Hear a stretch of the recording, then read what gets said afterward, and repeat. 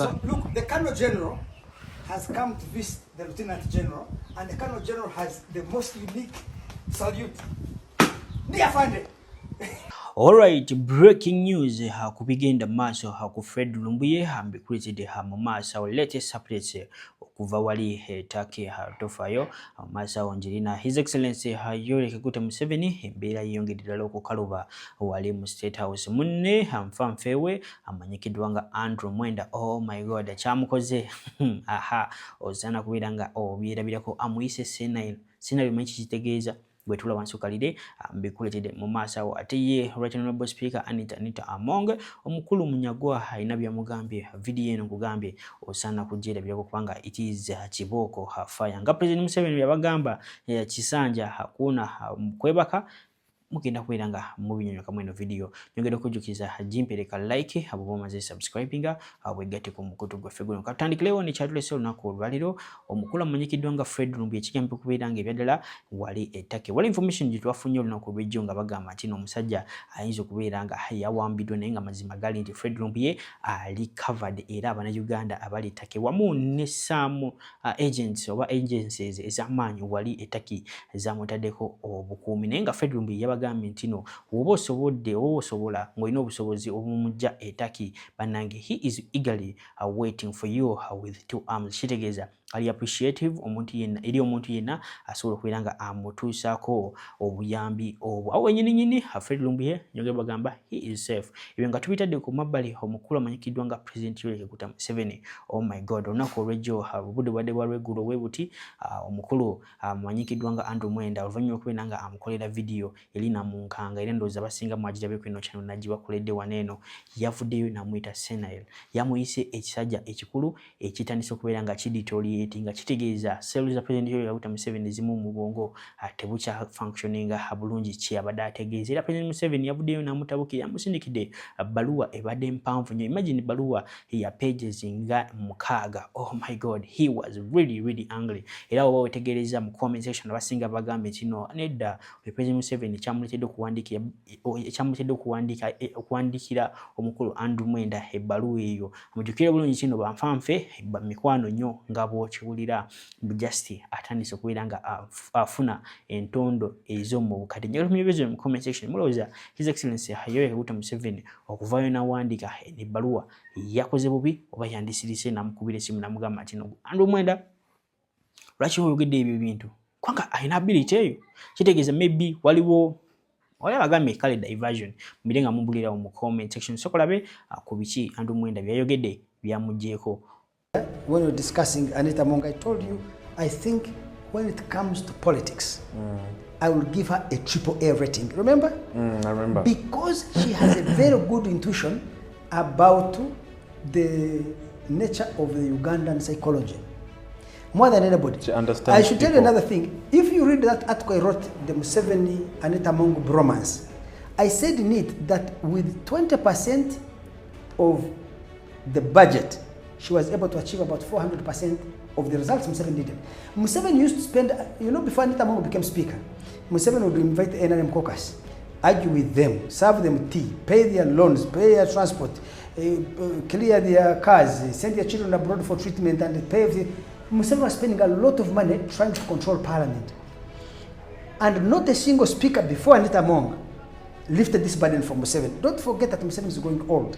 He cannot afford to sustain continuous battle at different war fronts or constant war at different battlefronts. He has to preserve his energy and fight less. So what Anita did from Museveni and why she became so powerful is that she came and said, Mzee, you don't need to give us money. She started using the parliamentary budget to buy off MPs, to influence them to achieve whatever she wanted. She was using 20 to 25% of the money Museveni had been using to achieve results much higher.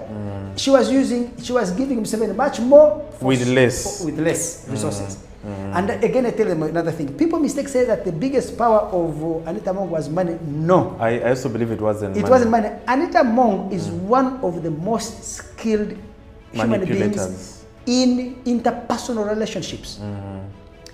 Whether it was a bishop, an MP, a minister, businessman, a journalist, even a poor person. Yes, she had very good interpersonal relations. That's why she was very powerful in electoral colleges. You see, her overall national profile, people are hostile to her. So maybe if she ran for president, she wouldn't win. But if you put her in electoral college where you can afford interpersonal communication to reach out to people, Anita Among touches people. I have a cousin from Bunyoro there in your area. This Batoro who shifted to Bunyoro. He was mayor in Hoima? Of Hoima, yes.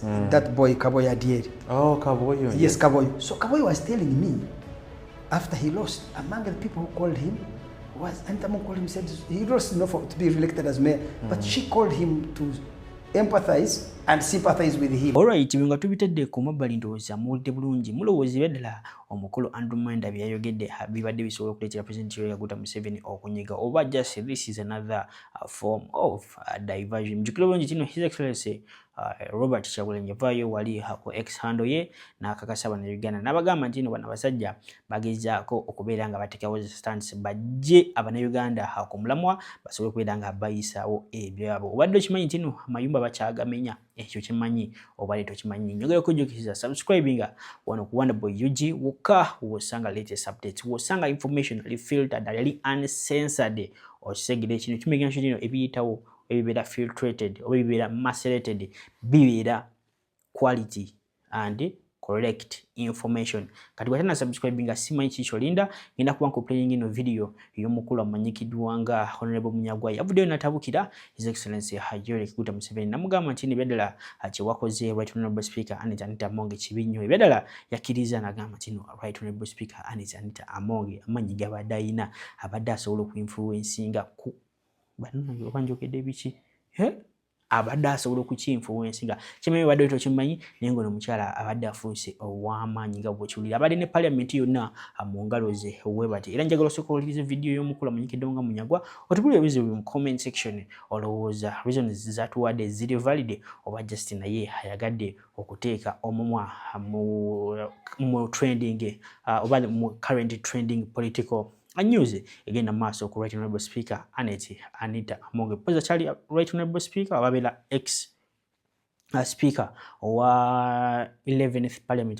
Kali ali Speaker wa 11th Parliament kati sawa zino ex wa 12th Parliament. Mutuleweze mu comment section njugenda okujjukiza Sheikh Ashraf wali nnyo okulombera edduwago enangoli n'ebizibu numbers ziri abasimbeyo 711 so mukubirako one inbox ku WhatsApp nabiranga kuyamba akubizibu ebyo tokutula nabyo ngoli eyo sokola video against me.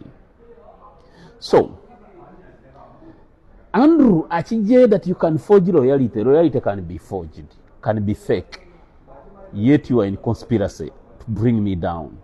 So kitegeza Anita yali akola ebyo ate Andrew ali close ne General Muhoozi. Kitegeza Anita yali yeyo ayogera ebyo nti I have overachieved.